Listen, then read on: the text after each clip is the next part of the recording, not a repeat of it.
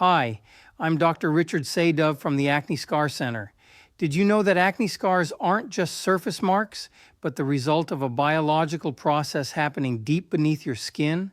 When acne becomes inflamed, your immune system rushes to fight the infection. But in the process, it can damage healthy tissue and fat, the very structure that keeps your skin smooth. As your skin tries to repair that damage, it sometimes overreacts, producing dense fibrotic tissue. That's what we call fibrosis, stiff rope-like bands that pull the skin downward, creating visible indentations. That's why creams and lasers can't fully fix true acne scars. They only treat the surface.